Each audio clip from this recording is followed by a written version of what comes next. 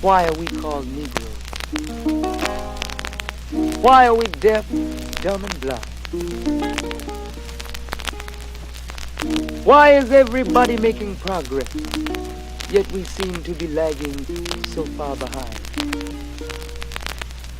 Why are we mistreated? Why are we in this condition?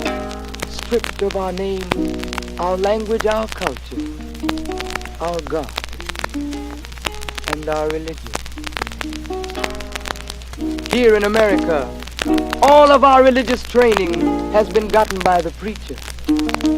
He has told us of a heaven way up in the sky that we can't enjoy now, but rather after we die.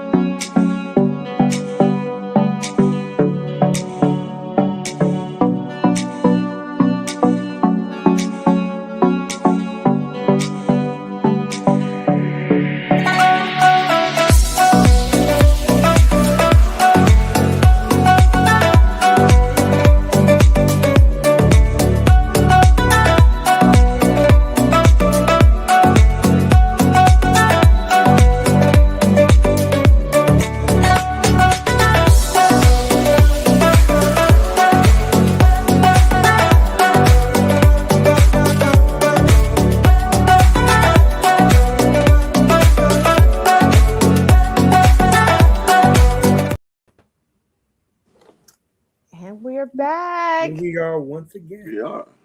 Listen, tearing down this relationship series. I want to first start off in the most holy name of Allah, always being witness that there's no God but Allah, and Muhammad is his messenger. I would like to greet you all in the beautiful greeting words of peace in the Arabic language of Assalamu alaikum. Walaikum salam. And welcome to your Thursday night talks, where we're always striving our best through Allah to help save lives and to give clarification to the light therein.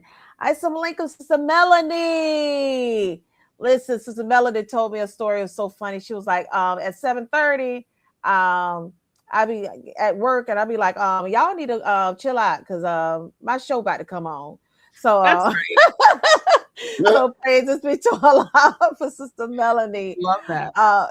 And I am not going to belabor the point. This is a part 2 of Sister Kalila. You called this your Thursday night talks. What do you do when it's yours? You know what? You're absolutely correct. I'm glad you reminded me of what we do. What do you do? Show them what you do. I'm trying to care show about others. You love others, and we love them, and we how do. Do you demonstrate? And we show your love, and we gonna show your love. And I'm just trying to get it to Sister Kalila. Yes, come on, absolutely. Tell them what you do. Oh, where's that? You might just have to tell them. I don't know. Where's it at? We might have to just tell them. You want to cut? Oh, there it is. There you are. There it is. Copy and paste the URL. You want to like? You want to share? You want to subscribe if you haven't subscribed yet? That's right. Do we charge anything to subscribe? No, not yet. No. Get all the notifications. Sister Kalila, we can't hear you. Oh, I said not yet, not yet, not yet. Praise God. All right. Go with that, Sister Kalila. Yes. Yeah, please. I'm going to turn it over to you, Brother Tony. Well, praises due to Allah. I don't take that lightly, Sister Kalila. In the name of Allah, the Beneficent, the Merciful, I bear witness to the oneness of Allah who came in the person of Master Father Muhammad, the Supreme Being, to whom holy praises are forever due. I am forever thankful to Almighty God Allah for the most honorable Elijah Muhammad, the exalted Christ, and now Mahdi, the eternal leader of the nation of Islam. And I thank them both for the Honorable Minister Louis Farrakhan, the Messiah of Allah's Christ, in our midst. In their divine names, I greet you in peace. Assalamu alaikum, which is a prayer that we bestow on each and every one of us that expressed that greeting. It is a prayer, dear family. And right now, if you're hearing it, we're sending a prayer to you. We are wishing you peace. Peace be unto you. Because the condition that our people are experiencing right now is anything other than peace. So that is the greatest greeting that we could bestow on one another. It is a prayer, in fact. Dear family, welcome to Thursday Night Talks, which is spearheaded by the 7th Region Coalition to Help Save Lives. We were assembled in the midst of the pandemic back in right after July 4th, 2020, following the criterion message of the Honorable Minister Louis Farrakhan. We were in a pandemic, we could say a virus that was going around, but there's still a pandemic of misinformation, a pandemic of white supremacy, a pandemic of us not being able to think properly and act properly. And we come to organize and mobilize so that we can have right guidance. We feed off of the right guidance of the Honorable Minister Louis Farrakhan, the right guidance of the Honorable Elijah Muhammad, so that we could be in a better state and place in our minds, with our families and our communities. Dear family, we're continuing our relationship series. Tonight's program is called Built to Last: Testimonials about Following the Right Guidance for Marriage, Part 2. And tonight, the ministry, out of the 9 ministries given to us by the Honorable Minister Louis Farrakhan that we are focusing on, is in fact the head ministry, which is the ministry of spiritual development, which lays the base for any activity, really, that we engage in, whether it be in business, whether it be in agriculture, whether it be in anything. The ministry of spiritual development lays the base to it all. Education, everything, with everything, the ministry of spiritual development lays the base. So this ministry bears the responsibility for assisting the individual member of the community in the process of heeding truth and right guidance. Respect, honor, and obedience to the authority of the Creator in all aspects of life are essential to peace, harmony, freedom, justice, and equality. In the words of the Honorable Minister Louis Farrakhan, self-development is an absolutely essential component of this microcosm of the new world. It is not enough that we grow horizontally through the acquisition of farms, factories, banks, industry, trade, commerce, money, good homes. All that is necessary. However, horizontal growth alone is death. All dead things are on a horizontal level. Therefore, we must grow vertically, grow in uprightness, or we will be overcome by our horizontal growth. The foundation of this ministry are study and training units designed on the guidance of Allah God to produce self-examination, self-analysis, self-correction, and to quicken in each and every one of us the self-accusing spirit. For it is only when we are awakened morally that we have to face the self-accusing spirit that leads to our resurrection. With that, Student Minister Mark Muhammad, I will pass it over to you, who will be introducing one of our esteemed and honored guests. Thank you, my dear brother. Assalamu alaikum. Wa alaikum salam, sir. We have an amazing couple that as guests tonight, so I'm going to introduce the wife of that couple, and that is our dear sister Ayana D. Muhammad. She is a social studies history team leader and curriculum developer. She is an awarded educator with over 20 years of experience in the classroom.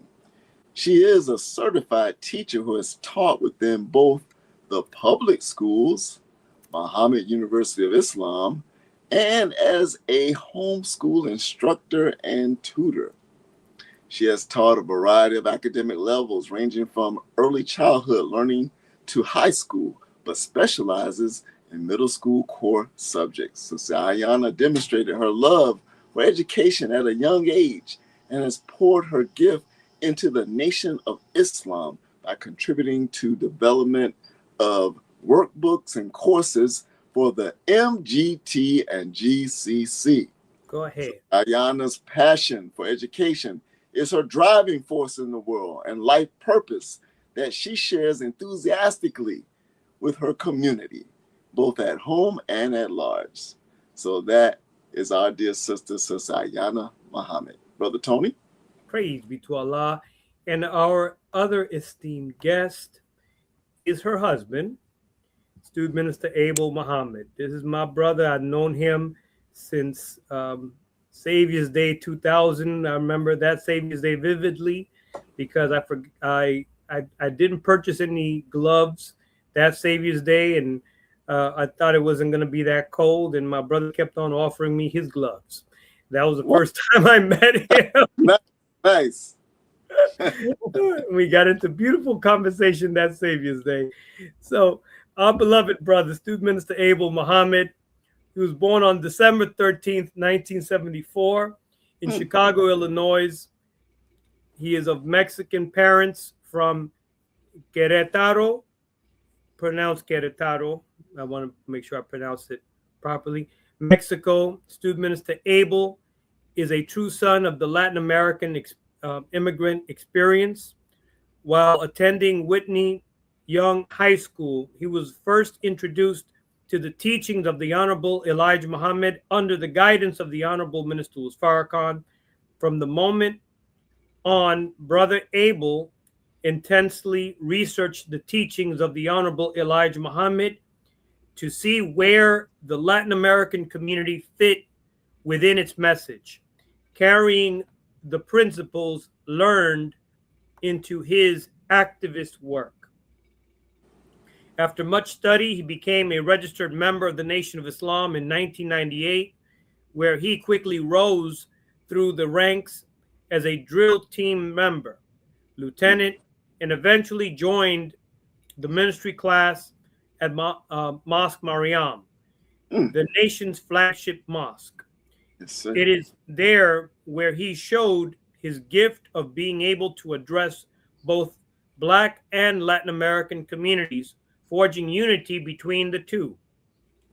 Student Minister Abel has a unique insight into the issues of the Latin American community, having served as director of Centro Sin Fronteras Immigrant Legal Assistance Program, working for the Puerto Rican Federal Affairs Administration's voter education campaigns, and traveling to Cuba with Reverend Lucius Walker and Pastors for Peace to deliver medical and educational supplies.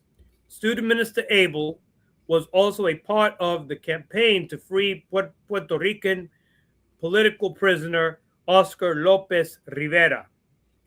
He has spoken at churches, mosques, universities, community gatherings, and numerous panels about the need for the unity of oppressed people and a collective demand for social justice. Student Minister Abel has been married for 25 years and has 4 beautiful children with his lovely wife, Ayana. He is a student minister of the Honorable Minister Farrakhan and is based out of Mosque Mariam in Chicago, Illinois. Please welcome Student Minister Abel and his wife, Sister Ayana. Bring them on. Bring them on. Bring them on. All praises be to Allah. Good to see everyone again. Yes. Praise. Walaikum salam. It's good to be Salam. back with our brothers and sisters here and those who are watching via YouTube, Facebook, and wherever else you may be catching this. We appreciate the great honor and privilege to be back with you one more time. It is a great honor having you, bro. To Allah. Yes. Praise. So I know that the you know how it says X marked the spot.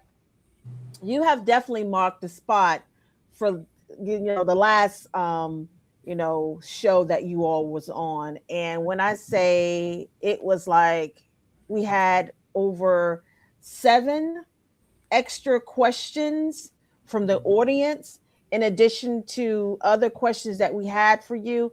So I know we don't eat popcorn, but for those of you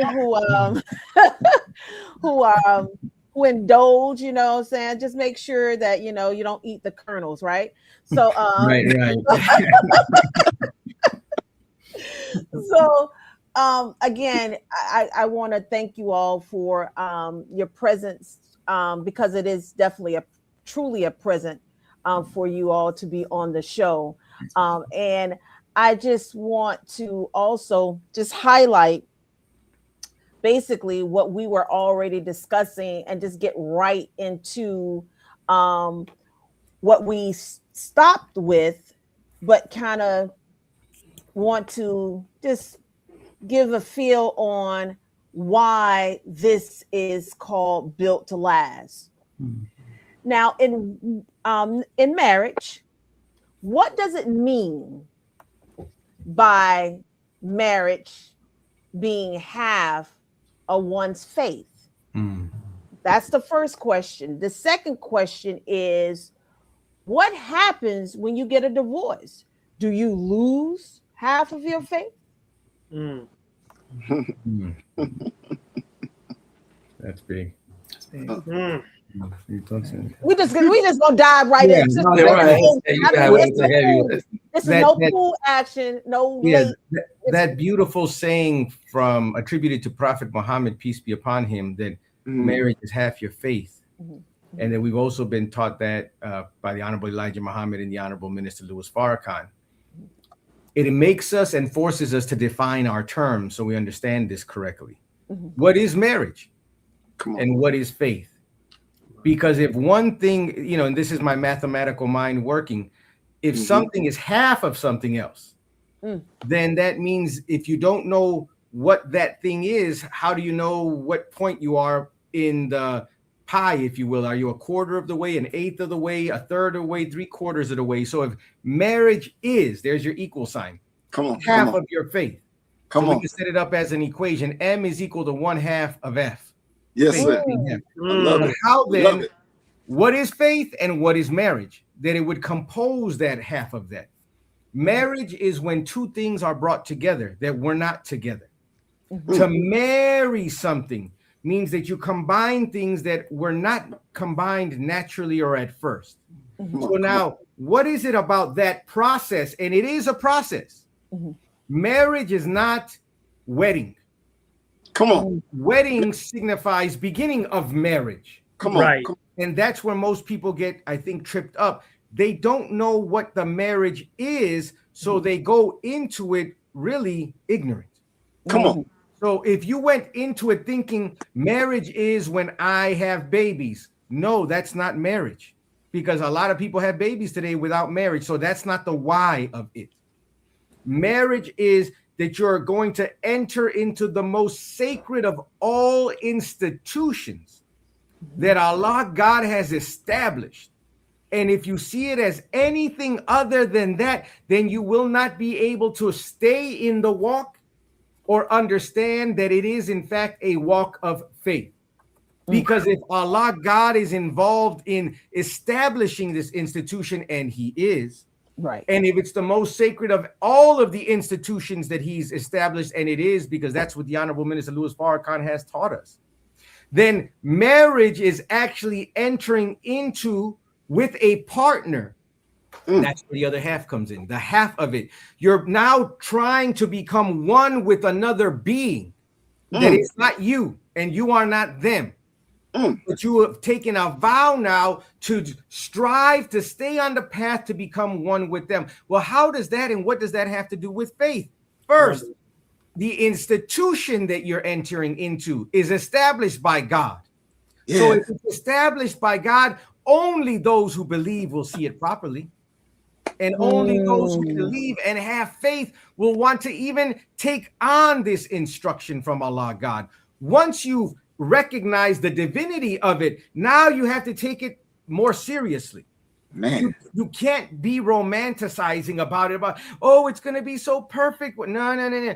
What is perfect with Allah, except that which stays with Allah as He nourishes it step by step, stage by stage, till it reaches its eventual perfection. So it's a walk just as we're striving to meet our Lord. He gives us a help meet to help us meet our Lord. So it is a path. Without that other person, we'll never make it. So then it's not that it's a cold, hard 50% number, but meaning that you don't even have the other part of what you need until you enter into this. And if I can say this, I had looked it up just a second ago.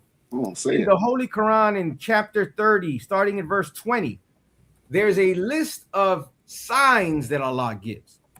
And the second part of it in the 21st verse says, and of his signs is this. See, a sign means nothing if you don't believe and have faith. You'll miss the sign. Because a disbeliever is not looking for Allah's hand, for Allah's signature, his sign in all his affairs. They're just looking with their eyes. Ooh, she looks good. Ooh, he looks good. Ooh, he has stuff. He can take care of me, quote unquote. No, he can't. Not if he doesn't know who Allah is and who your creator is. Come on, man. So it says that of his signs is this, that he created mates for you from yourselves. That you might find quiet of mind in them, and he put between you love and compassion. Surely there are signs in this for a people who reflect. If you're not reflective, you're not feeding your faith. Come on. If you don't have faith, you're not even looking for Allah's hand. You're just choosing, and we're choosing. Ooh, she looks good. Looks good based off what? What's your standard for goodness? Come on. Is it the filth that you were fed in the media of this world ruled by the synagogue of Satan? That's what you're basing your assumption off of?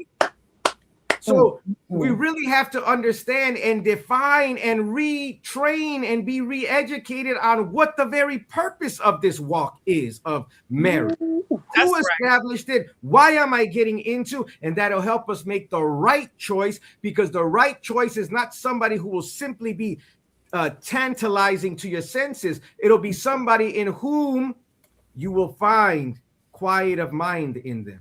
In which Allah's love and compassion you will find in them, because you'll see that Allah, as it says in the Holy Quran, creates everything in pairs. In pairs. Beautiful. And he says here that he created mates for you from yourselves. So there is a part of you already there put forth by Allah, your partner, your mate, but we become impatient because we don't really know what we're looking for or why we need them. So once we know the why and have defined the purpose, now we can start getting into, I understand how this is half of my faith, because I cannot do this on my own. Right. And if I'm going to walk with Allah, who's going to try me like nothing I can ever imagine, then if I can't keep my word to him about the mate that I believe he made from myself for me as my helpmeet and partner, if I can't keep my vow and stay in the struggle with the one that I see every day, how am I possibly going to stay in the struggle with the one who I don't see every day? Come on, beloved. The faith is established when you understand the reason and purpose, I believe. Praise. Thank you.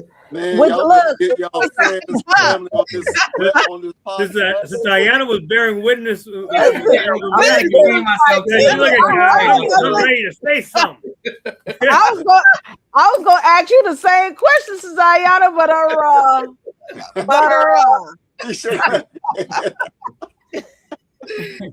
Yeah, I just want to add one quick thing, because I think he said it all, so there's no point being redundant.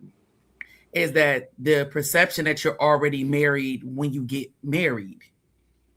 That you're not that. That's the goal. Right. That's the goal, to become married. It's not that you are, and I think that's the mistake we make.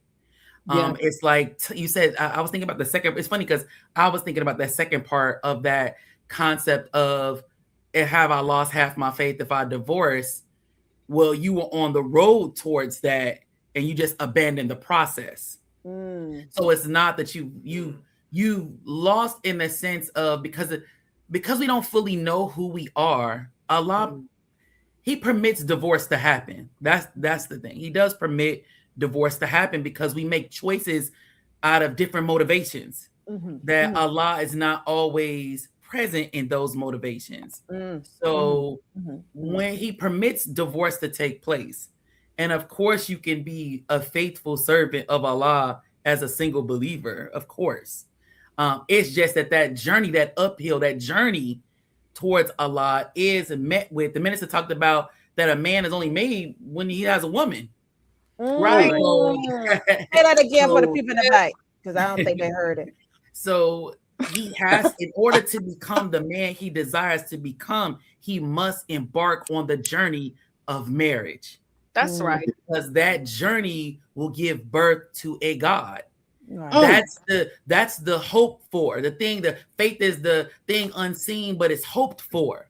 So the oneness, it can only be embarked really on by believers in God, because the oneness we strive to attain is really symbolic of the oneness we strive to attain with Allah. Teach, says. So us becoming one with Allah, we don't know what's on the other side of that journey. We don't even know what that journey consists of.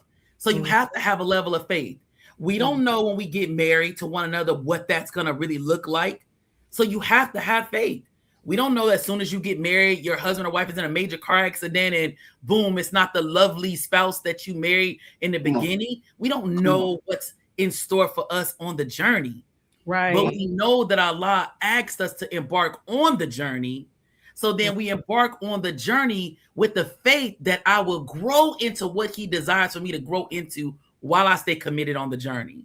Beautiful. So that's the piece. That's when we talked about it a couple of weeks ago about how you earn love.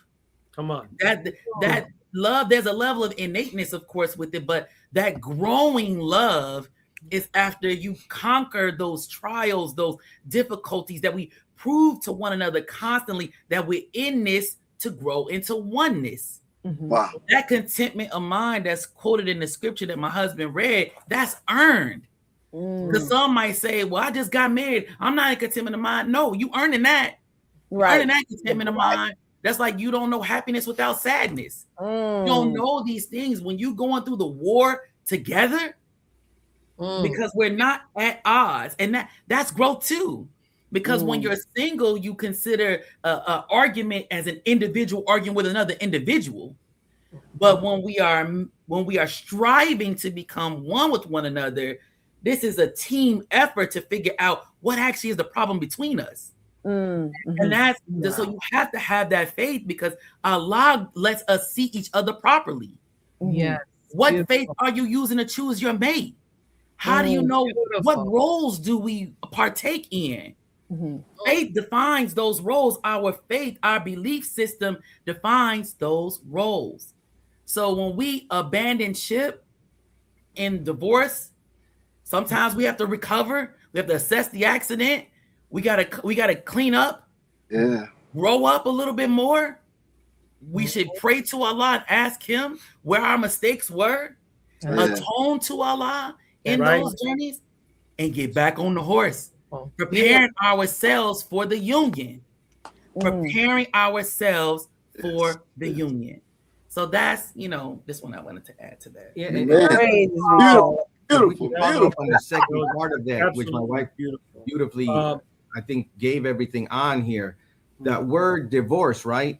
When we're looking at what happens there, it's not a condemnation, because my wife just mentioned we're in a world that does not value family and marriage. As a matter of fact, Satan's attack is against that very cornerstone. So in the book of Revelations, you read about a woman who's pregnant. She didn't get pregnant by herself. That's a relationship there. Right. And look at the dragon is waiting not on the father, not on the mother, the child that comes forth from that.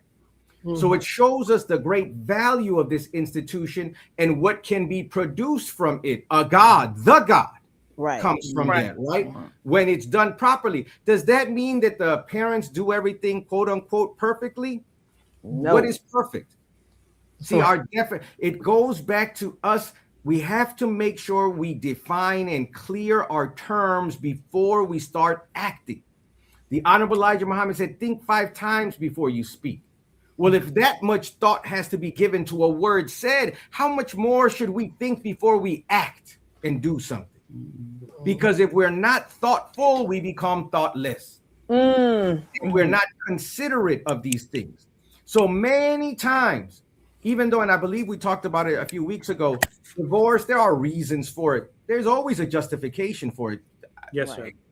But in truth, if we're honest, most of the times, when we get into that predicament, it's because we are now catching up with the truth, which we tried to ignore when we first saw it. My God. And this is why atonement is key.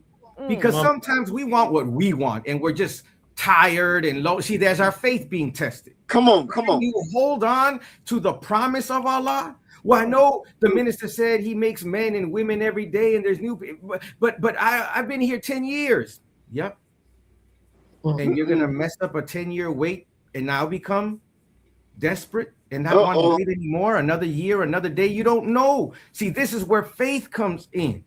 Yes. I know Allah, what I feel is right, and we still have to, while we're single, we're developing our relationship with Allah. You can't start it when you get married. You're in trouble at that point. You're already starting at a deficit. I play catch up. Yeah, you gotta be as whole as you can. Oh man, as a believer. And you're looking for another whole believer that complements you. But the more void you are, the more unaware you are of aspects of yourself, then how do you even know what you're looking for? See, come on. We cannot start wrong and think we're going to get right. Right. Not when we know better. No. We have to decide. You can't. You're 40 now, you're 50 now. I know the door starts to look like, I don't know, maybe there's nobody for me. Come on, talk to us. You can imagine what Abraham's wife felt like. Come on. Woo! Sarah, Sarah. She laughed at God. Come on. She did. What is he talking about? I'm old. God, don't the Lord know I'm old? The Lord knows. And the Lord knows his will. And he knows what he promised to each of us, but it will be tested. Some get married at 20, 21. That's beautiful. But I've seen some get married at 60 and 70 for the first time. Yes. And they're like little children again. Yeah, exactly. Yes. Some getting married 5 and 6 times. And we got to look at that carefully because something is off in our choice-making process. Which also means something is off in our walk of faith. Because Allah should be intimately involved in our choice. Since he made mates for us from ourselves, then we should be conferring with him. Allah, this looks good, but is it what you want for me? Beautiful. And then don't be afraid of the answer. Right. Praise be to Allah. Do Thank this to you. Abel and Thank you. And thank Sister you. Ayana. Let's talk about when difficulties come about. And one of the main reasons why there are breakups or there are major difficulties in marriages that has to do with communication. When there are communication breakdowns, why is it important generally, and I mean generally, in marriage, to begin to look for where possibly something that self did that led to the miscommunication rather than just pointing the fingers and blaming your spouse? Well, the first, when communication breaks down, generally, you're also probably broken down with your communication with the God. Generally run hand in hand. They generally run in tandem. Wow. Maybe life has gotten busy, and so then we sometimes put Allah on the back burner because we're making it happen, And in the making it happen, sometimes it can get in the way that communication can be neglected or lacking or not in touch with one another. But generally, our communication is already broken down with God. So the first thing when we notice that the communication is not working or we're not firing off at all cylinders and we're clashing, is to pause and go to Allah. Because you cannot make another human being do anything. That's the key, right. is you really cannot make another human being do anything, but I know who can. That's right. And it's Allah. And that if we go to Allah, it's not by chance there's a part in the Quran called the pleading woman, right? Yeah. It's for the man too, though. Mhm. To go to Allah when the communication breaks down, not Facebook, not Instagram, not your sister or your brother. The first line of communication is to turn to Allah. Because the more sometimes we charge at something and we're looking for the outcomes, right? Because that also helps in the breakdown of communication, is when we're insisting that it happen. That charge does nothing but bring about ego.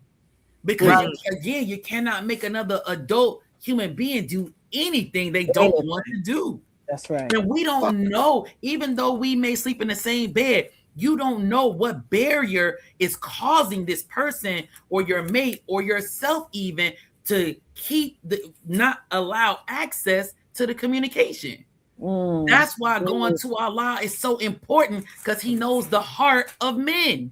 Good God Almighty. Right. So you go to your Father and you tell Him what's wrong, and you also ask Him to help you see you. And you also have to ask Allah for patience. Come on. And once you give it over to your Father, now you got to walk like you meant it. There goes the faith piece again. Maybe our theme is faith tonight, because now I got to trust Allah that He is going to guide my mate to see me and understand me. And I'll tell you another component sometimes of communication. We don't study enough who we are by nature. Right. So we don't study enough the male, and we don't study enough the nature of the female. We got all this knowledge in front of us. But we don't study enough the nature of one another, because then I may understand how to better tailor my words to get to you when I understand the nature of you. Teach. Sis.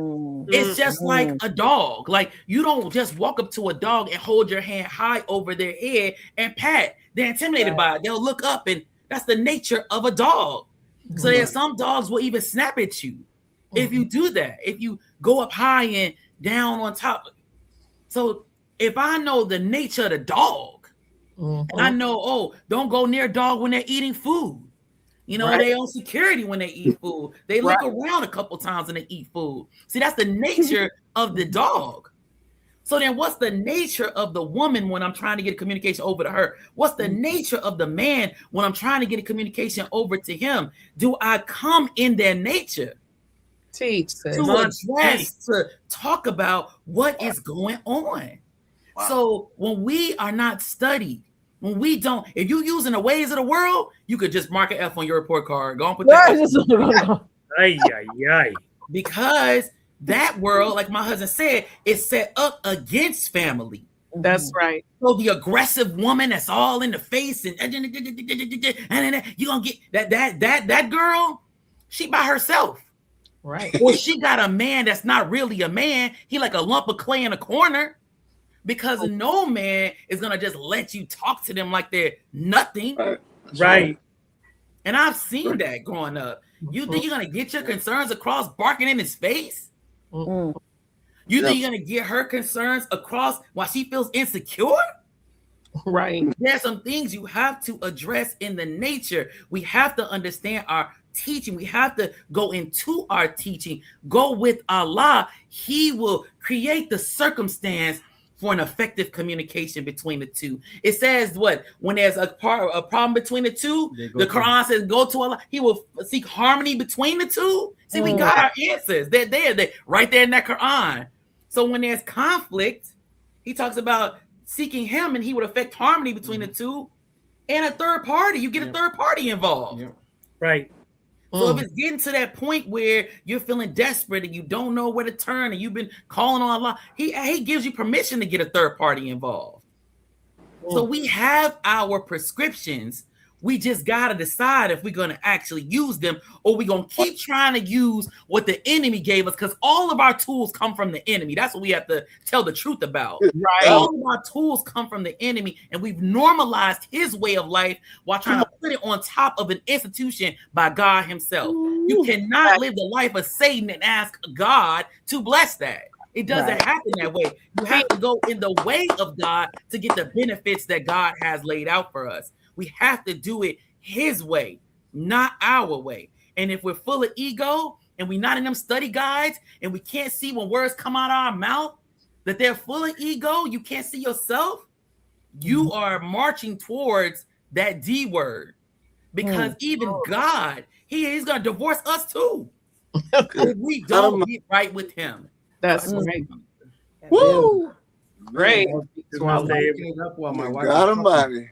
So if you look at Surah 58, which is the pleading woman, it's 3 sections. The first one telling us that Allah hears the woman. So it's telling you, if you think you can overcome that, man, you're already in trouble. Take it to Allah, because it says that Allah surely is hearing, seeing. And he sees and hears the contentions of both of you, of you and your husband. But if you don't go to him, who's the source of both of you, and then you rely on your own understanding from YouTube, from an unmarried man or woman, Right. who's now telling you what is valuable. Oh my God. And it's not based in what God and his Messiah have given to you. You're already lost. You think it's monetary. You're worried about generational wealth. Find in the scriptures where God says that's why you establish marriages, to leave things for your children. That's not the basis for it. Come on. It's to make better human beings that will make a better world for you. Right. God Almighty. And of course they'll know how to use resources, but just look at reality. How many wealthy people have children that ain't worth a damn in this world? Good God Almighty. The rich, the powerful, they get that way because they have a vision, some of them, and some of them are rightly guided, or at least with right intentions and motives. But then their children, they didn't have to struggle like they did. They didn't have to work like they did. So guess what happens? They take over that which they have not earned, and they don't know what to do with it. And they live a life of privilege and of self-exaltation, thinking that this is the way life is, and they haven't learned how to grow, how to build. So that's not the purpose of marriage. That's not the reason we get involved. So when we get lost in our purpose, now it becomes difficult to refocus on, when there is a problem, going to the source of not only the reason that we're together, but who can solve all of the issues that we have. So it talks about first the woman's and her rights being safeguarded. So it talks about men and how secret councils are condemned. That's the second part, because that's what men and wicked people will do. They don't want to deal with the truth or the issue because they're not rooted in the right intention. So instead now they want to campaign against the person. Oh my God.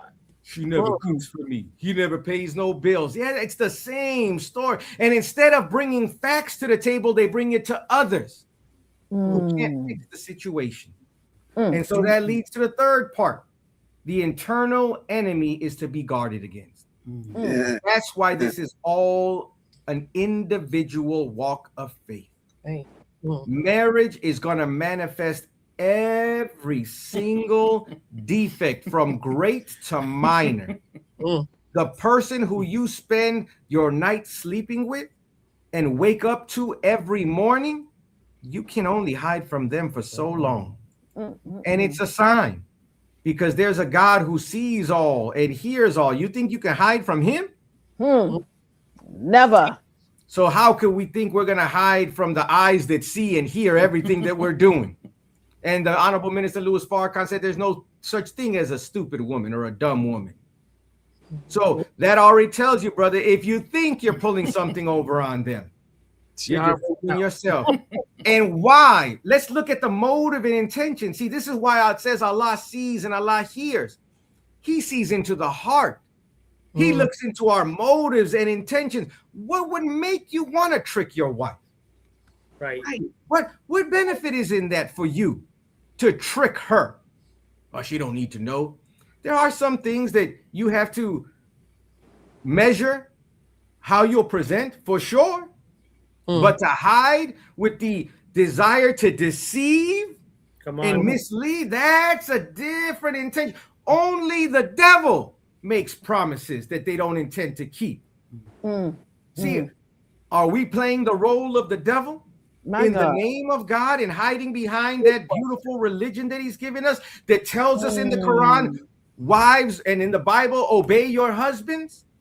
The Honorable Minister Louis Farrakhan clarified that she's not obligated to follow us or obey us in that which is against her religion. That's right. Or against what is right and good for her. So see, this is a great balance, and that's why people don't like marriage. Because we're used to running game on one another. We're used to just, being with one another in a way that allows us to have false communication, which is not communication at all. Right. Communion, communicate. We're getting into unity by comms, by words, by interactions that come and bring us together into unity. And to be in the shun means to be in the state of talking to unify, meaning that we're trying to become of one mind, one accord. How can we do that and be out of accord with the one whom we said and take our vow that we are going to bow and submit to do his will? Of course we're not going to. If we're struggling there, to go all the way back to my wife's original point. So the Quran tells us that we have to keep our duty to Allah first. And whenever there's a breakdown, it's not her or him you have to look at, itself. Because Allah's manifesting something that's broken down between us and him from both the male and the female perspective. Awesome. If I may, because Sister Ayana mentioned earlier about social media, and a lot of us get into trouble going onto social media trying to just air some grievances there, and we may not be even talking about our spouse, but we're talking about them, and what kind of division is that causing in the house? That's not real communication. That's right. That's causing friction. If there's already friction there, you're intensifying the friction and expanding that friction. It's actually vanity. Come on. It's vanity at the root. That's why you post it. Right. It's vanity. I want attention for my stuff. I want the co-signers to come in, to come in and validate my position. It's vanity. Do nothing for you. It's vanity. It's vanity. Wow. Well, you all are touching on something that was on my mind. But before I say that, what you've heard so far from Brother Student Minister Abel and his beautiful wife, Sister Yana, Brother Minister Abel gave the or officiated the wedding of Sister Rashida and Brother Hannibal. Congratulations to them. A shout out to them. But what you just heard from him is what we had the wonderful opportunity to hear when he officiates. And I'm saying it now that I really believe he is the best officiator of a wedding I have seen in this nation. So you need to contact him or his wife to book it. He's about to get booked up. I'm trying to tell you, you may not even have any time to do any weddings, but I mean, it was so good. You felt like you were on a Sunday and you wanted to bear witness, but it's a wedding, so you're supposed to be quiet because he's officiating, right? So you just sit there like, yes, and just try to make sure you maintain yourself. But it was so very good. So thank you again for those words, Student Minister Abel. And Sister Yana, you all should know she's one of our teachers in MGT class here in Chicago. You're getting a taste of what the leadership presents to us in class every Saturday. So I'm so happy we have her.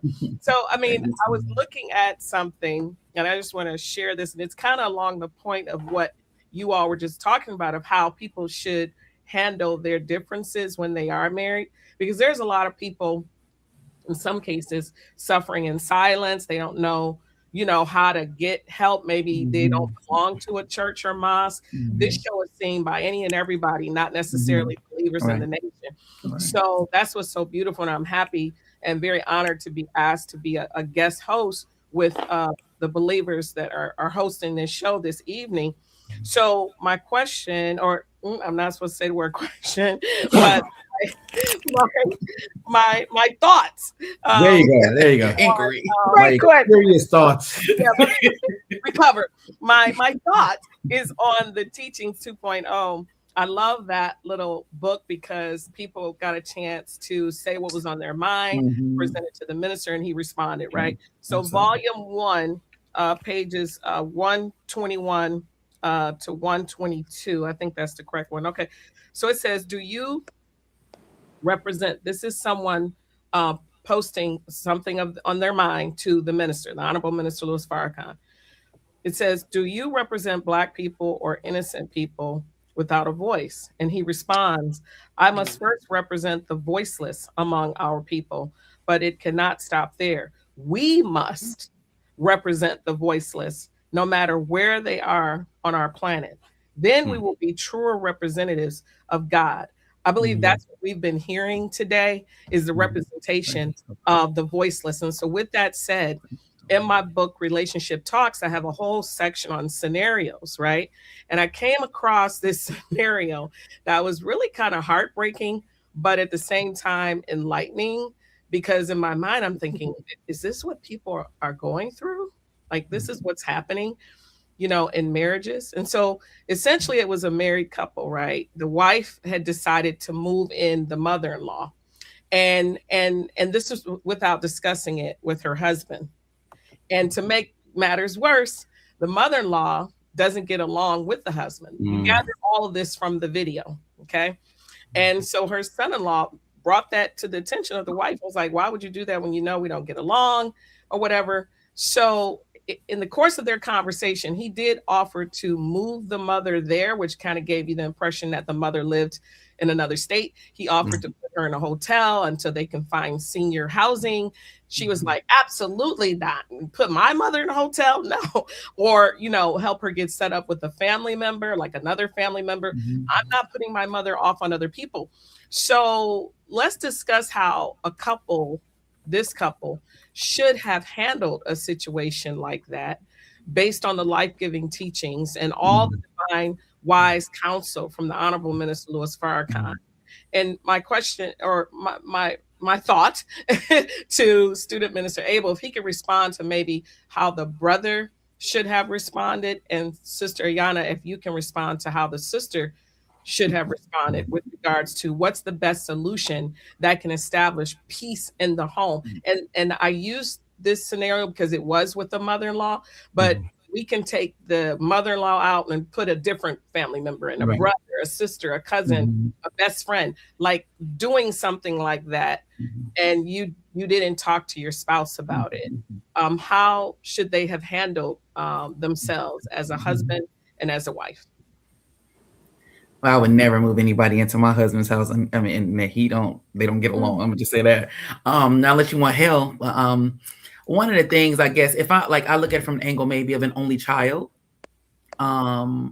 where if you are the only child and mom is sick, I'm thinking of, because there's so many nuances in that scenario. So I'm gonna add a little bit more depth to that. Of, you know, what if mom is sick and I'm the only child, but my husband and my mother don't get along, but I'm responsible for caring for her. Truthfully, he gave a few viable solutions to that. But the other part to that is an atonement between the mother-in-law and the husband beforehand, because you don't want your mother disrespected and you don't want your husband disrespected. And if it's imperative that mom has to move in before mom moves into anything, I have to put an atonement out there between mom and husband so that they can air out their things before there's any kind of move. And maybe even mom might get a revelation like, no, that's not what I want to do really, you know, but it has to be an atonement to address the grievance. So I would set up an atonement between my mother and my husband to have a conversation so that they can air out their offenses. Because the minister said, but 90% of our problems are misunderstandings. So most of the time we just don't talk. And we usually talk at each other, or we talk to other people, but we really don't talk to people we have grievances with. If that could not be established, a peace rail, I would have to put it, and I love my mother and I care for my mother in our home. I would have to find a family member for my mother to stay with, because I could not, that my husband is the authority in the home. And that would cause discord if I just totally negated my husband to bring some. I wouldn't want it. Treat people how you want to be treated, right? It's the good old adage of just treat people how you want to be treated. I wouldn't want my husband to move in a relative that I have a major issue with, and without my consult or trying to affect some type of peace and harmony. I wouldn't want that. So if it could not be achieved, a peaceful road between the two, we would have to find another road. And that's where, like, me and my God, because I mean, like, you got, I wanted to say this really quickly before we move on, because of course I see some of the comments, is that we are a work in progress. So, like, this is not, we not on high looking down, okay? Like, this is all stuff that we work out every day, because marriage is everyday intentional move towards becoming one. That's every single day. Yes, but that piece of, I would never ever move anyone in my home that was disrespectful to my husband. Never. Can I add one thing to the conversation? Because I agree with you completely. And in this post, I said that, several other sisters said that, but guess what? There is a brother that chimed in, and I don't know if he was in the nation or not. I don't know. But his statement was that we were wrong, that at the end of the day, that when you marry someone, you're marrying them, you're marrying their family, and that it's our duty to take plenty. It's our duty, and he was speaking the men, to look past the fault and see the need, and that at the end of the day, a real man is not going to be bothered by the fact that this family member doesn't like him. He's just going to do his duty. And then he even shared that he was in a similar situation with his mother-in-law.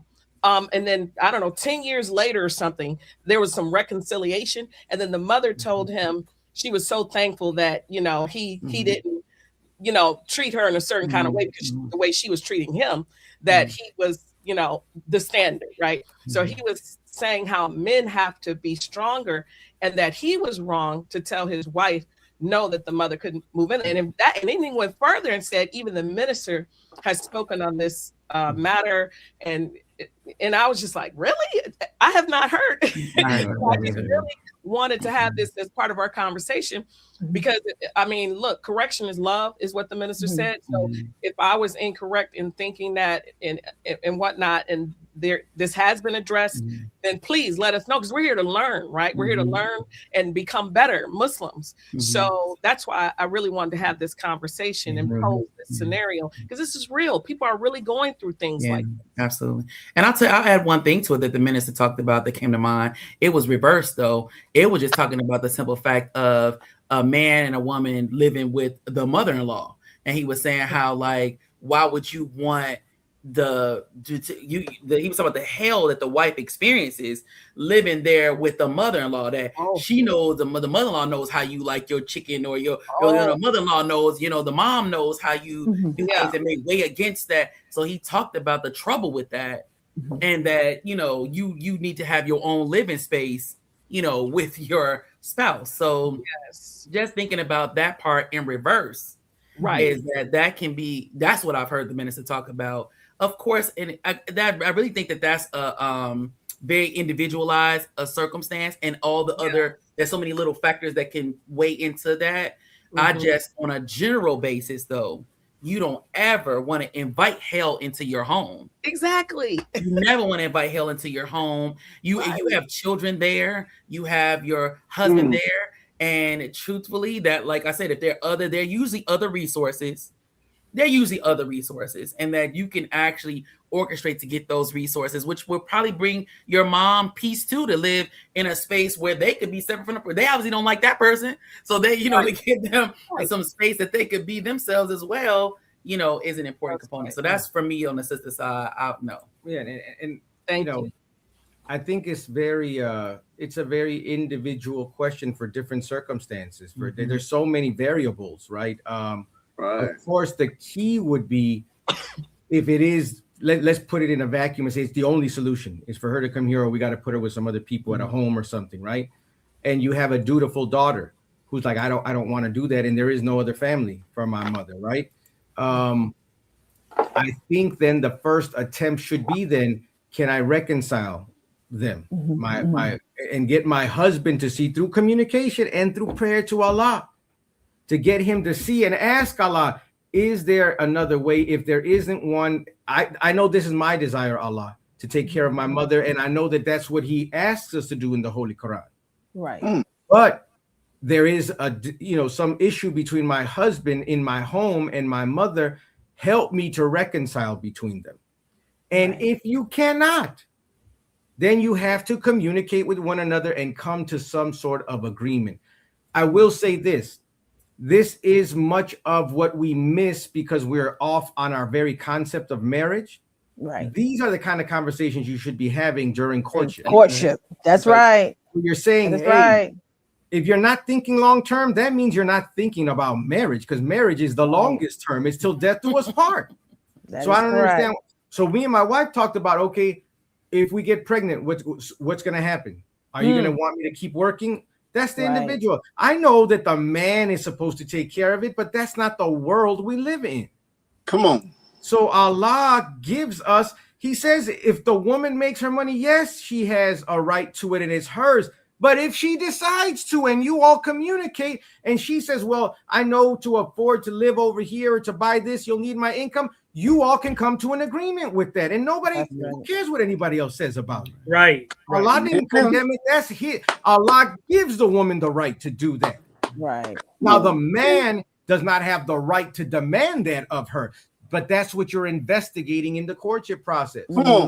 Because the man is accepting a new mother when he gets married. Right. That is not, mother-in-law is not in the language of the Quran. That is the white man's language. She becomes mother of your mother. And the Holy Quran tells us that Allah judges us based on how we treat our mothers and our wives. That's right. Really, it's women, how you treat women, but in particular, those that you're supposed to hold in honor more so because they're the nearest to you.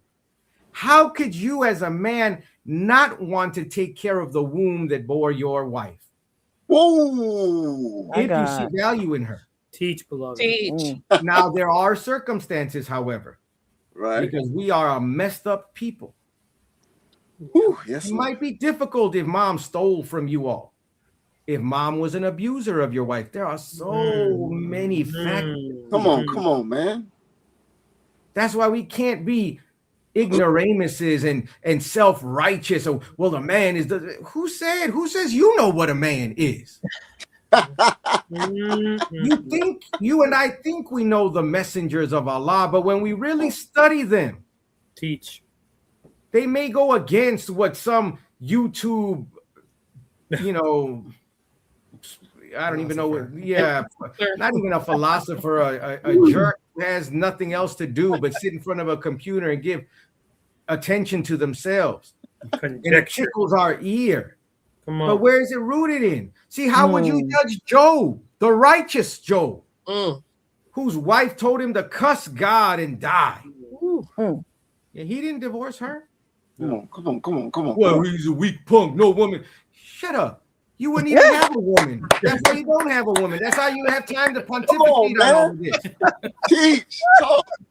I got a woman. Yeah, let's call her right now and ask her what kind of man you are. I pay all the bills. You're supposed to pay all the bills. You're supposed to pay all the bills. I'm saying all of that to say this, that since Allah made everything in pairs, what works for you would not necessarily work for somebody else. Praises be to Allah. Yes, so sir. each of us has unique circumstances. And you know what the one constant in every circumstances is? Each individual pair's circumstance has one similarity which makes us equal. None of us can make it without Allah.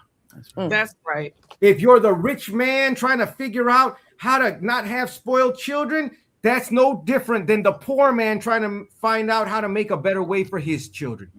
Different aspects of the spectrum, but it's the same difficulty, because difficulty and struggle is ordained for the human being. That's right. And the reason for it is we have to call on Allah in the circumstance. So if you don't have faith, how are you going to make it through? You're not going to make it through. And you're going to hurt your wife, because she will, without her faith in Allah, succumb to a man who doesn't get along with her mother. But whatever injury she may have, that, or whatever dislike the husband has, this daughter wants to be, faithful and care for her mother like her mother once took care of her.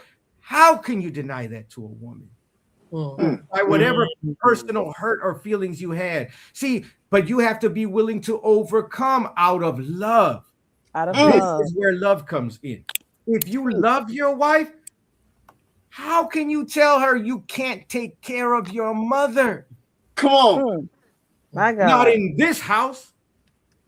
Well, man, how can you have such hatred and dislike for the womb that bore me? Come on, man. Beautiful. There is something that we have to, and this now becomes an issue of faith. The man has to go in himself and say, oh, God. See, but if you don't have faith, you're not having this conversation. That's right. You gotta have a compass, a moral compass that helps guide you, so that the woman can say, babe, I love you. I know you and mom haven't gotten well, but I can't leave her out there. See, how does a man who loves a woman, how do you shut that out? That's right. See, that's the creative force. All right, so he came up with some ideas. All right, maybe we could put her here, put her there. And when you see your wife troubled by that, all right, that's not even an option. Okay, what can I do? See, that's where love, real love. The minister said, when you got love, you got it all. Because when you will start looking with compassion, with mercy, because where God is, love is. And where God is mercy and charity. And you want to see her happy, and you will reflect when you turn to your Lord and say, well, how would I feel if it was my mother? Right. And that's where I think you cannot escape. If you make it individual, me and my wife, somebody's going to end up hurt. But when you enter and keep Allah at the center of it all, you'll never make the wrong decision. It won't be easy. Beautiful. But either way, it's not going to be easy. Which one is keeping us on the road to get closer and closer till we eventually meet our Lord? Beautiful. Thank you for that. This is such a powerful conversation. I'm thanking the both of you in advance for your wonderful, wise words, because we are in the business of helping to save lives. And Yes, I want to go back to something that was talked about earlier or mentioned, and I want to see if you have anything additional to add, because sometimes married couples forget to refer to the Holy Quran when they encounter disagreement and conflict. Could you please provide, I know you provided some already, but could you provide a few Quranic scriptural references that will provide guidance to married couples when they encounter these vicious arguments? And we as Muslims forget hey, wait, it's a Quran collecting dust on that shelf over there. Exactly. So can you provide some?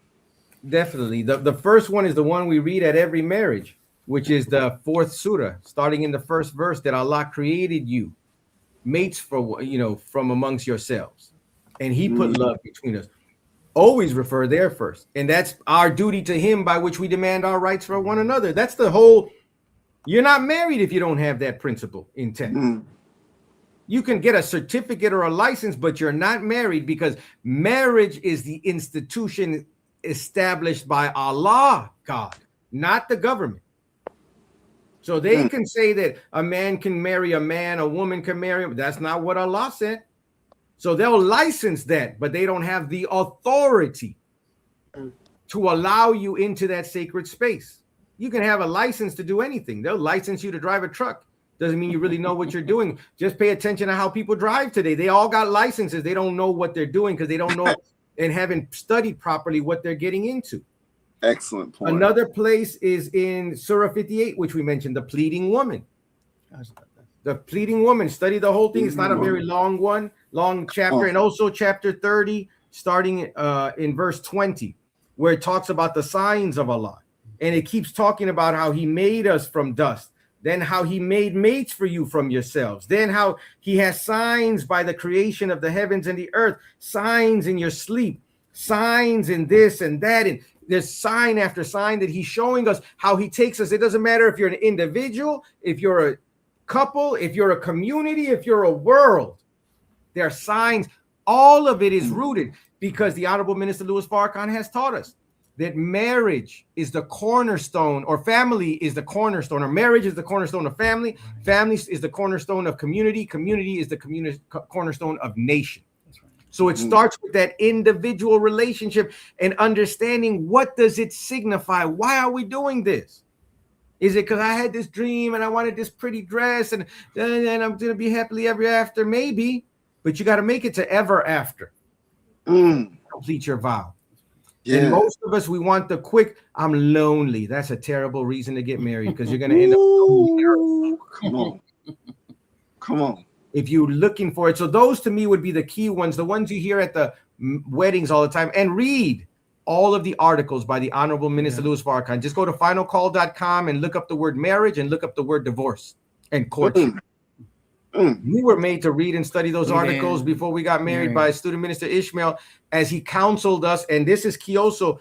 Go to your spiritual head, your minister, your pastor, and seek their spiritual guidance for your marriage before you get married, while you're courting, because he'll raise questions that you may not have thought to ask. And that question may be wise enough to keep you from making a bad decision. Exactly.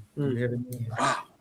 I had looked up the one because it was one I always think of, and that's Surah 8, verse 46. It says, and obey Allah and his messenger, and do not quarrel with one another, lest you should lose your courage and your power depart. Wow. And it makes you think about, like, those are the beginnings of the erosion if we don't stop and go to Allah. You know, there are moments in marriage where you are beefing. You know, like,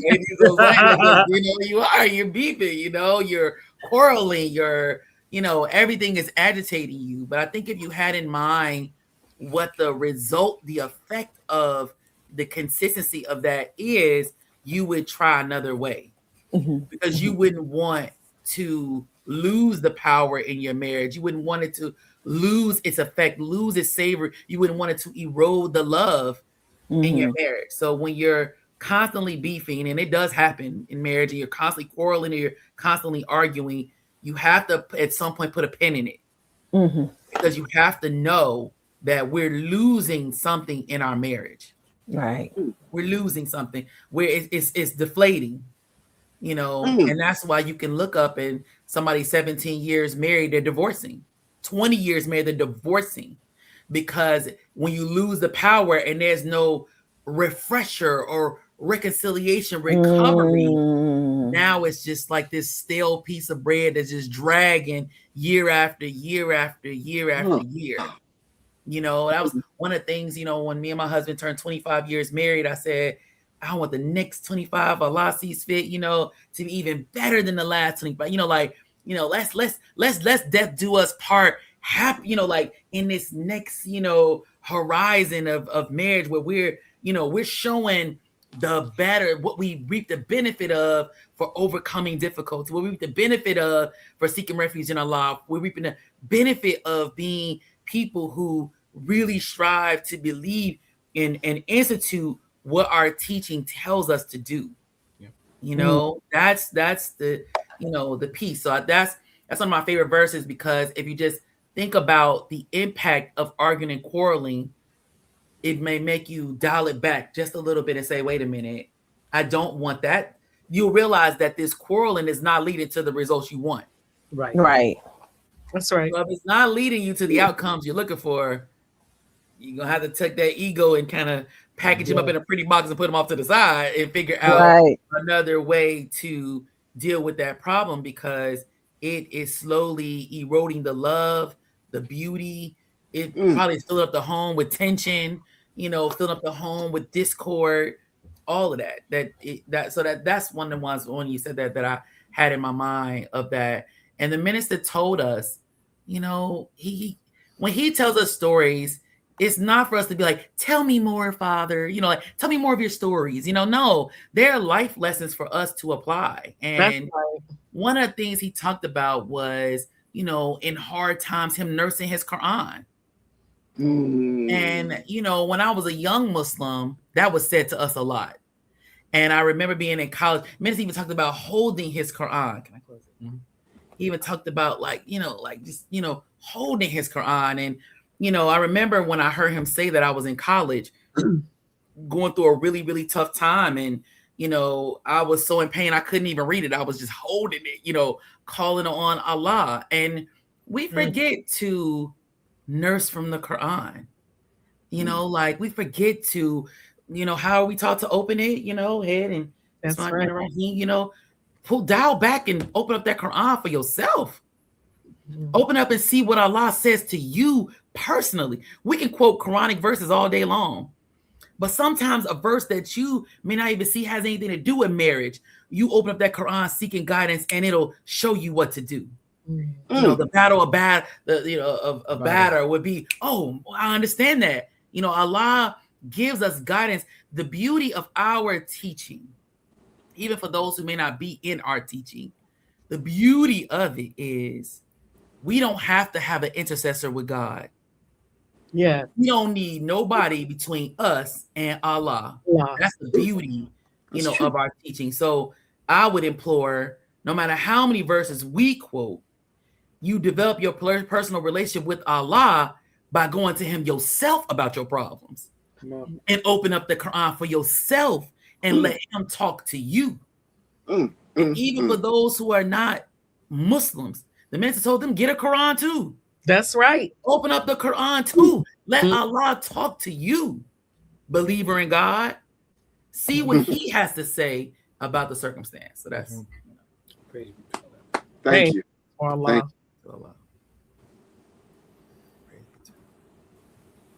So, listen, I'm taking all kind of notes, y'all. I have about 3 pages too. So, okay, we have dealt with the Quran, courtship, divorce. When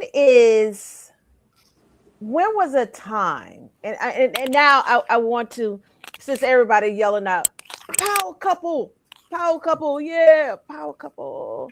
And the thing is, strong couple, and you're strong in your faith. That's what's resonating to people, right? But when was a time that you actually felt your love for each other was stronger, or was the strongest, and why? I'm gonna think about that after each trial. Yeah, I think so. I'm serious. When we overcome odds that we know, people have divorced over, when we overcome those odds, it's almost like a high five between us. Like, right. Wow, I love you, boy. Like it's like, hey, when you overcome those difficulties, when you it ain't always between the two. Life. When life is looking to knock you on your back, in your marriage, and you lock arms. Right. Instead of, oh my God, wait, you don't have what? But you lock arms. Like that's, having babies, and I've fought in every hospital, and we just that, when something is set against you and you find a way to one another, with the help of Allah, and y'all overcome those things. Right? Like that. I would say that that's a constant. You know, it's not something that's instant. Let me correct that. It's a constant though, in the concept of for every obstacle that you fight to overcome, that reward is like, I always be like, man, I always tell him, I was like, I thank Allah he gave me you. You know, like I do, because I know, others who did not pass those tests. And even if we don't pass with an A and it maybe a C-, we passed that test, and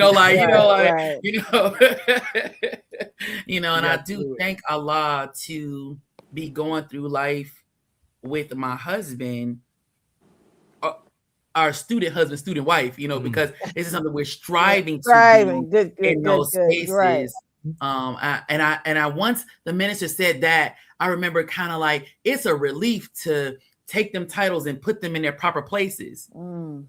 Because if we're not husband and wife yet, it takes the expectation from heaven and put it, on the ground, like this is where we are, and what we're striving to become. So I would say those loving moments for myself is just every time we overcome an odd or that is set to that we could have called it quits on, and we decide to fight and we win, and it's a blessing. It's definitely a blessing. It reminds me how in the Holy Quran it says, with difficulty and after difficulty comes ease.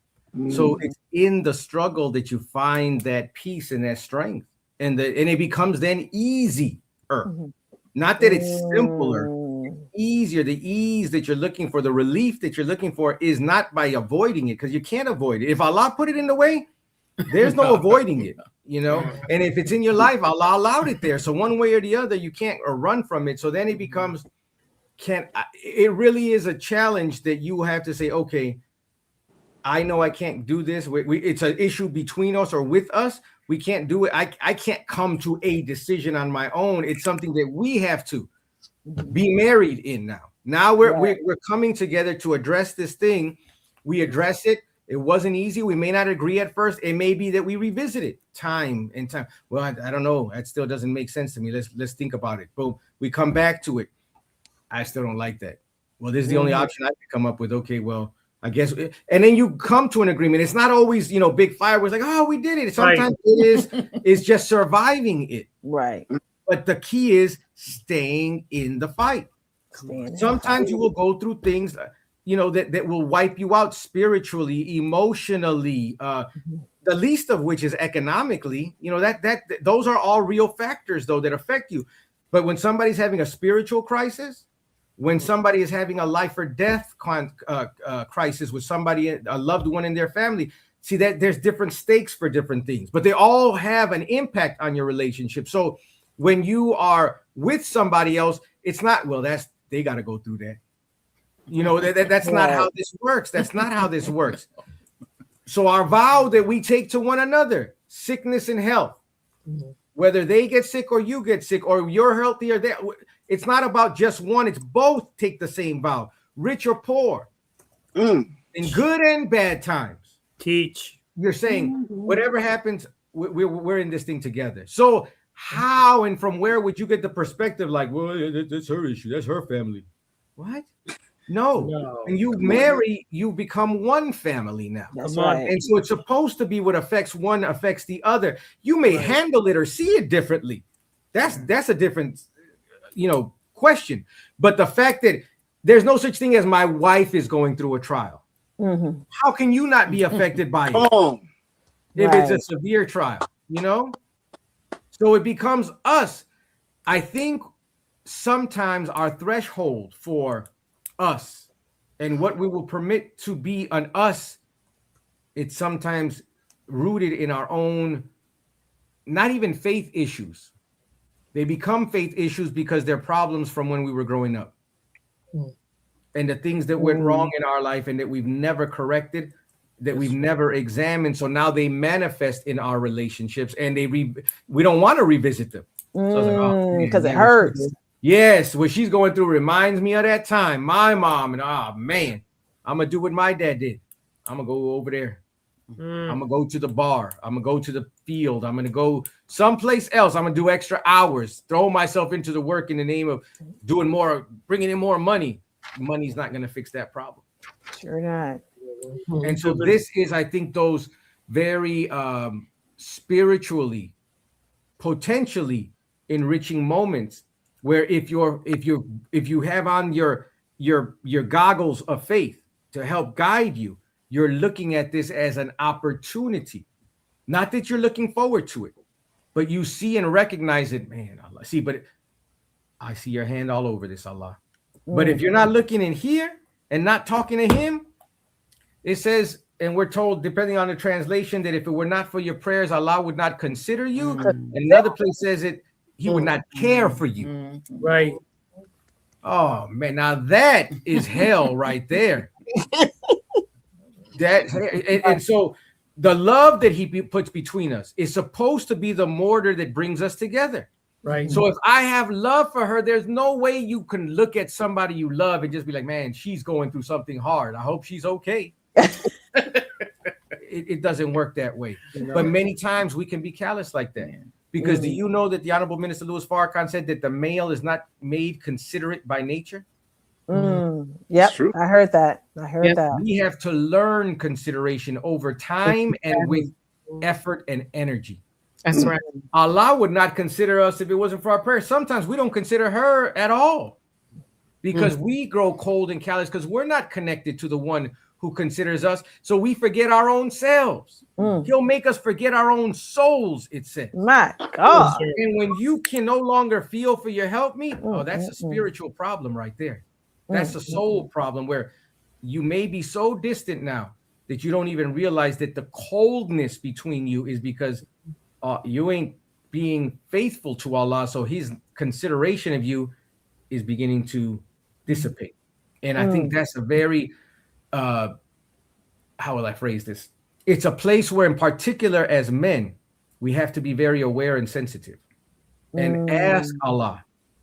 The further we get from him, the less considerate and sensitive we're going to be. But the closer we are, the more prayerful we are, the more dutiful we are. He'll help us to be more aware for her, which will bring her peace, bring her comfort, bring her also comfort of mind, because we're supposed to do that for one another. It's not just her giving the male comfort. He brings her comfort as well, because we have something that she doesn't have by nature, and she has something that we don't have by nature. So we need one another, and recognizing and being aware that Allah, I know that you helped my wife to help me through this. I'm going to be especially aware to see where I can help her now. That takes time. That takes consideration. It takes a spiritual heart and mind and eyes that we cannot access without our duty to Allah and asking him to help us be that way. Praise be. Abel and Sister Ayana, we're touching a lot on communication and resolving our problems by first communicating to Allah and communicating with each other. Right. But when new difficulties and scenarios arise, when it comes down to dealing with our own children, because that's big. Why is it important to discuss and be on one accord as husband and wife, father and mother, in the strategy and handling those kind of difficulties? Well, you got to think of it like this at first. When you have children, there's only one of them on the planet, right? Just like there's only one of us. So they present new problems. They present problems that maybe sometimes you've never even been through, and they're unique to them. And so then, sometimes maybe the first reaction is, I'll say from the mother, because we're the caretakers. We're the ones that's always there. We can think that we can do it on our own to help them solve those problems. Right. So we take it on ourselves until Allah keeps stretching that problem out beyond your ability. Dealing with that right now. Because Allah is asking you to come off of his throne. Because the minister said that the woman is she even fights against death for her babies. Like she's the guardian against death for her children. So, and then if we're the first God, he didn't say we was gonna be the only God, but just the first one. Sometimes we don't realize that we can be maybe sitting on the edge of his seat, just sitting leaning in, and and he's like, no, I want the whole seat, Right. Don't find you something to do now. And we have one older son and we have 3 girls. So, with the way our teaching goes, a lot of times the mother deals with those daughters. Not that my husband is very present in their lives, which I thank a lot for that. But we deal with those intricacies, those day-to-day, little things. And when they present a problem that can be out of bounds, first of all, you as a mother, we got to acknowledge that it is out of bounds. Right. That is true. And Allah has a way of showing you that. Definitely, it's not always in the kindest way, and then, you realize that you have to turn around and look at the one that helped you bring them here, and I thank Allah, because again, it goes back to we have to be people who study. And if you don't want to read nothing, get a lecture and listen to it. And if you don't want to listen to it, I don't know, have the baby listen to it, because the children will remind you too, I'm just saying, because I think about the minister and him talking about some of us who don't desire to study. But I thank Allah because Allah was showing me the value of the other half of myself.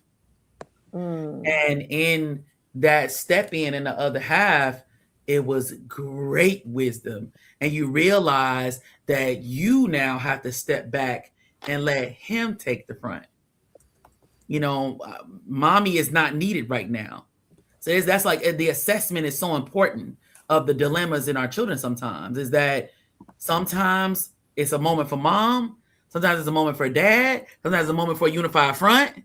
You have to assess which moment this is, which moment. And some moments we've had, it was for him. Some moments we've had, it was for me.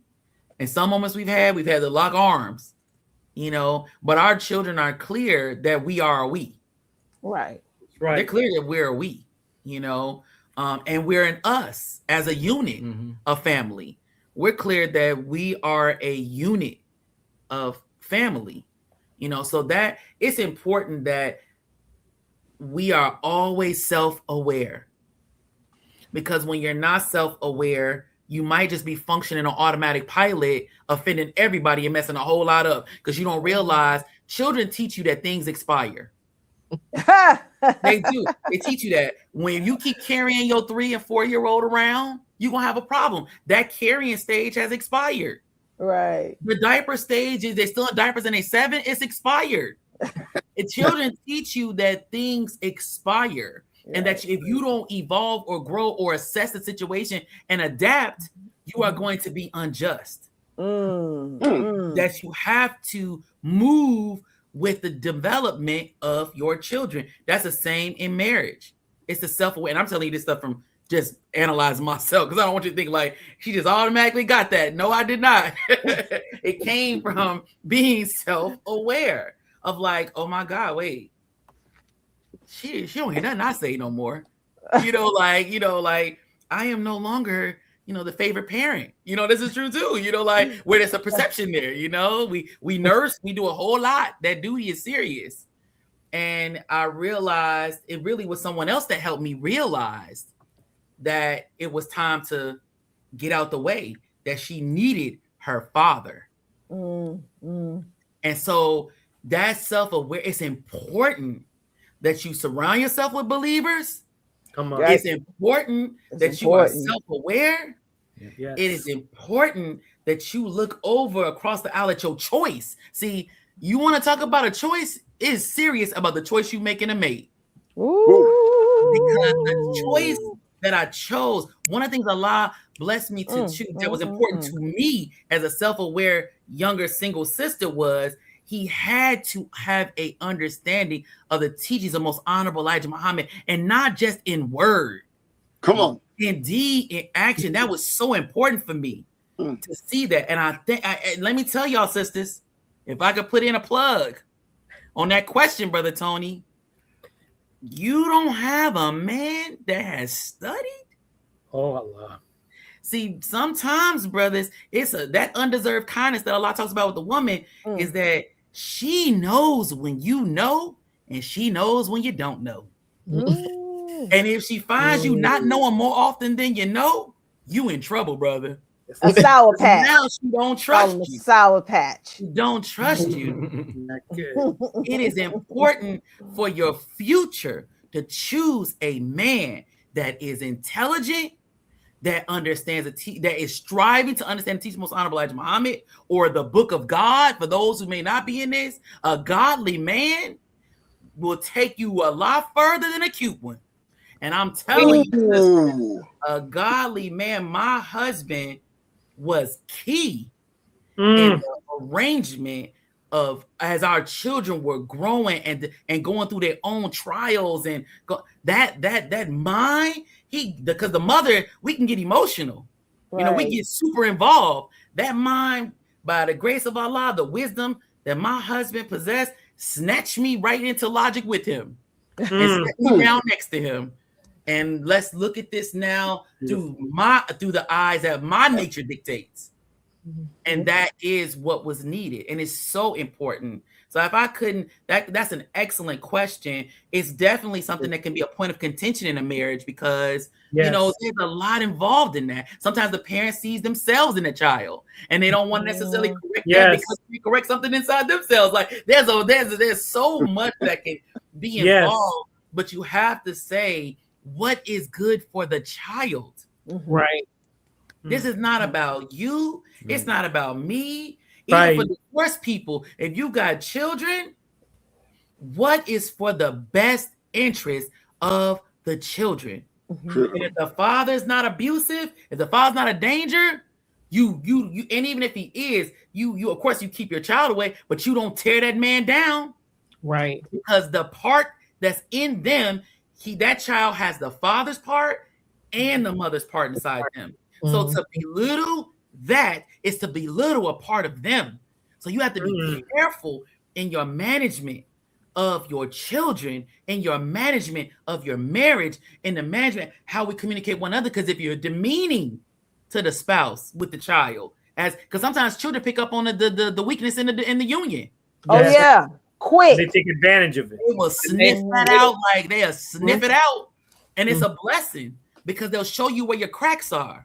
So you're supposed to go in and put some plaster on it, not choose a side.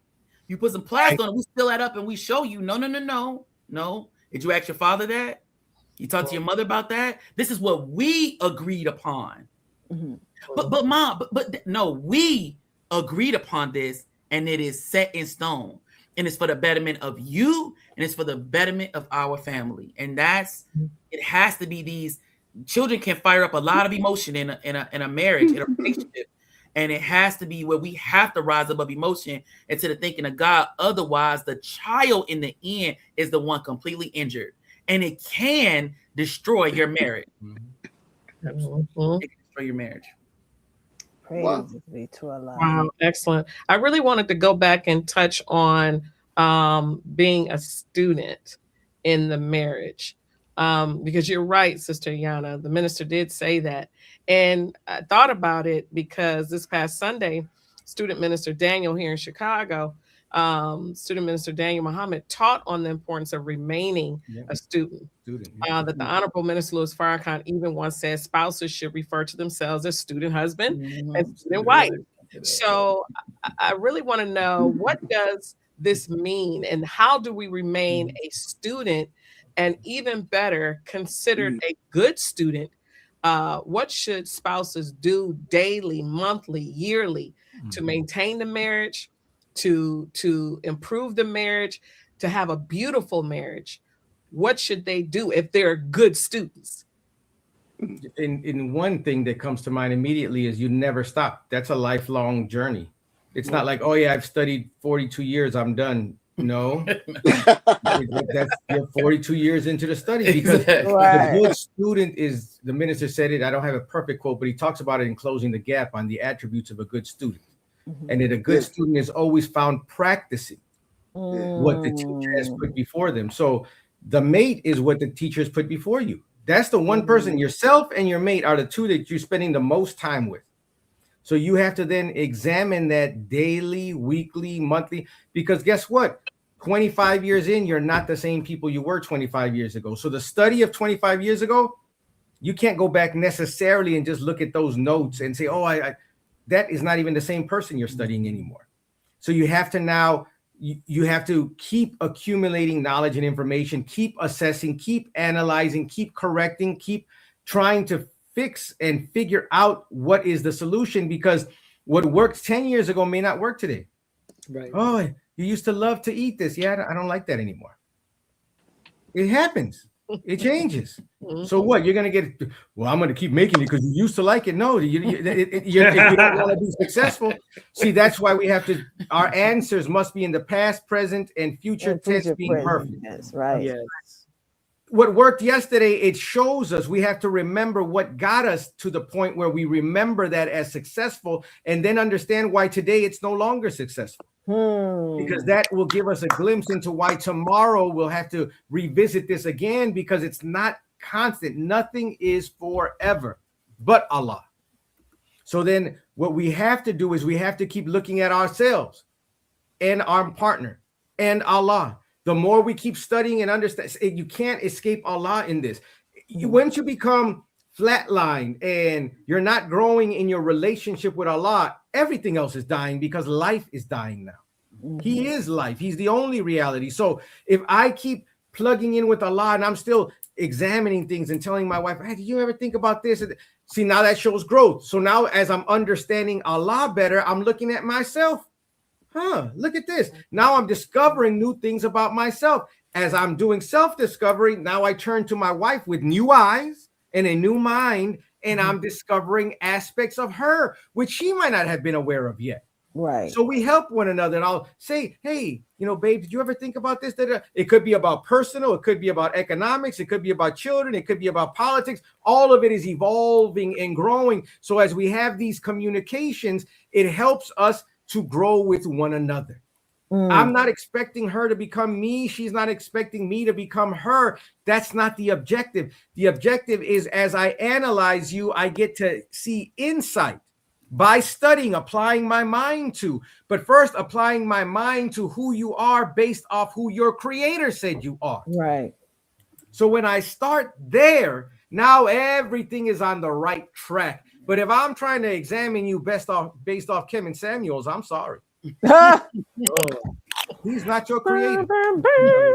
And I'm not saying nothing negative about no, not at all. Not at all. He is not the creator of your mate or of himself or you and me. How dare us put him as a standard? It's a disservice to him. Come on. And then expect to find somebody who fits into that shallow mold. If God gives you somebody, you are more than fitting for the hell that you invite into your life for that. And almost everyone, and I didn't want to point him out because he's one name that's bigger, but there are many like that. Oh, You yeah. have these ideas about what a woman should be and what a real man is, and they talk like this, but ask them, where does God say that? Right. Come on. And that's what I think the critical component here is that you got to study what God said first, and then study yourself based off that criterion, that standard. Come on, man. And then you look at your wife, not trying to judge her on her standard. You're judging her in how she responds to you and your standard. Because since the woman can't deny God and she's the second self of God, then every time we feel a disconnect or a rift or a miscommunication, it's not her that we have to correct. It's ourselves. Not that she's perfect, but she's perfect enough to be called the second self of God. My God. And she can't deny God. So the moment that she's denying you, check self. That's right. That takes great humility. That takes bowing to your Lord, knowing you're not your own Lord. And when you bow to him, only those who are humble will bow to him. Teach. And guess what? That doesn't diminish you in her eyes. She knows you're not the source of her life. She tolerates our foolishness. But the moment you bow, it makes her to trust that she can bow to you because she's seeing, you're bowing to the one I've been looking for, which means you're in tune with him now. I can trust you. Her insecurity is not based on lack of money or physical fitness. That's not what makes the woman feel secure. It's seeing God in a man. That's right. That's what will allow you to keep studying, because you realize I got a long way to go. But my helpmeet will help me get there. My God. Yeah, I was gonna I got to cut on the ceiling fan.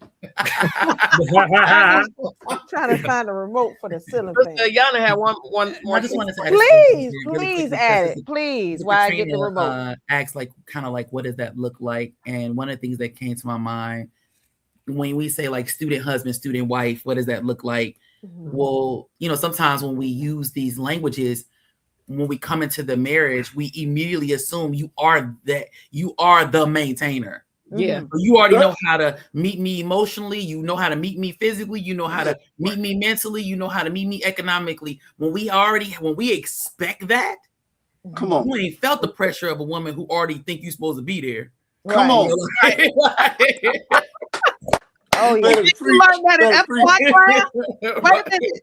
You know everything. You haven't felt the heat of a woman that has an expectation that you are those things, okay? Right. And so, same if you think that we are already in these roles, we already do these things perfectly. Because that's when I say husband and wife, is saying I am there, right? No, you're not there. You have to learn how to be there. We are practicing how to be there. We are gonna mess up a whole bunch of times along the way. But when you have the mind that you are not there, when we are courting, we are looking for the manifestation that you say you are what you said you were.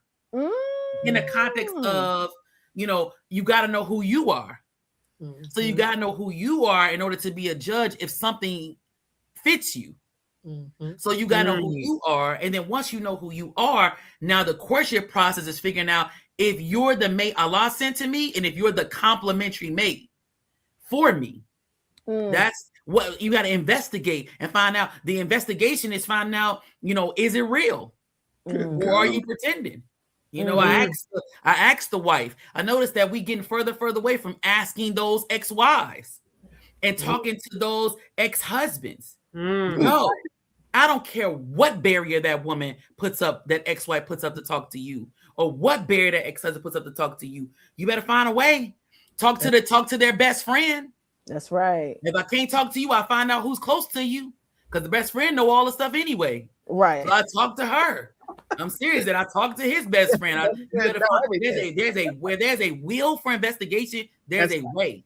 That's right. When we do that, and then we say, when you go to Allah and you say, okay, this is the one I think Allah chose for me. You get that confirmation from the God, because I think we should also ask Allah for confirmation if this is the mate he chose. That's why we don't get into physical things. If we don't get into a physical relationship, when he says, no, Sister Yana, I didn't choose that for you, you will bow face and march out of that room. That's right. But when we invite those things in, now it becomes harder to bow face, even against God, even against God's recommendation. So when we see that, when we say, okay, you're somebody I could struggle with, I could strive with to reach my goals. Now we come together. Now I am under the understanding as student husband, as student wife, that we are about to practice our craft. And just like with any practice, you're going to mess up a whole bunch of times till you get it. And it's a lot to check off in our role. It's a lot to check off in these duties. He may have a brother that he works a job really well, and then he quit the job because it didn't fit, what he wanted to do. And now y'all don't have a whole lot of money. But then he said, just be patient. I'm getting up and you going crazy. Right. You're supposed to be, man. You're supposed to be. You're supposed to be. Wait, you are practicing to be that. So what's your plan? What we doing? What we doing right now? Right. You know, dang, sister, I didn't ate at McDonald's 3 times this week. Ain't there no way? I'm not it ain't regular. There's no regular meals on the table. Well, when you gonna cook regularly, sister? Well, maybe not McDonald's, but you know, Yeah, right. Yeah. Keep it real. Keep it real. Keep it real. Mike to the dollar. McDowell. That's all wrong. That's all wrong. McDowell. He getting a veggie burger from Smashburger. Right. There you go. Thank you. But and he understands though. Wait, I got a student wife. She's practicing this craft to serve somebody else outside herself. You know, that's not easy to take on some people. Or you know, she's learning how to maintain a home. And let me tell you something. I want to say this about time because I learned something about myself and others when I talk to others about time. We say things like, well, we've been married 10 years. He should have learned that by now. We've been married 20 years. He should have learned that by now. That's like a drop in the bucket. If the Quran says you don't even attain your maturity till you 40, and we don't learn how to live till we in our 70s. Right. Y'all, we're in our 40s and 50s, and we've been married 25 years.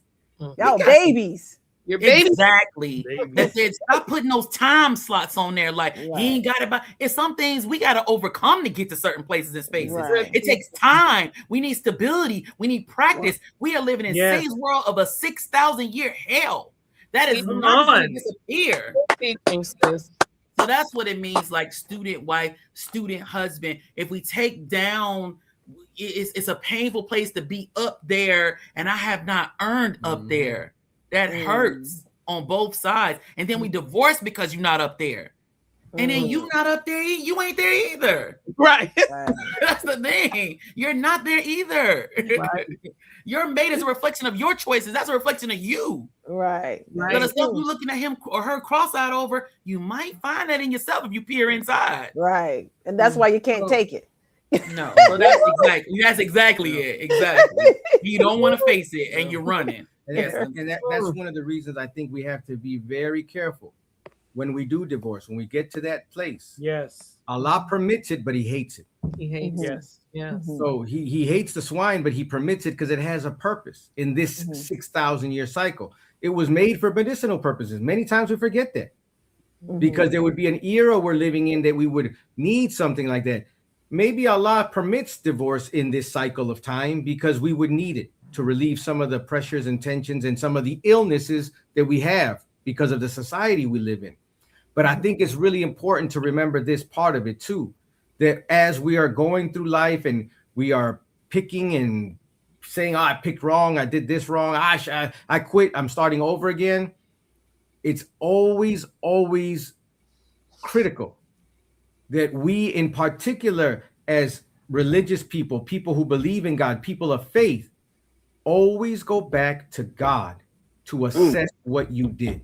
If you do not do that, you're going to create and keep recreating these cycles. My God. Unfortunately, in the society we live in right now, there's not a lot of positive alternatives.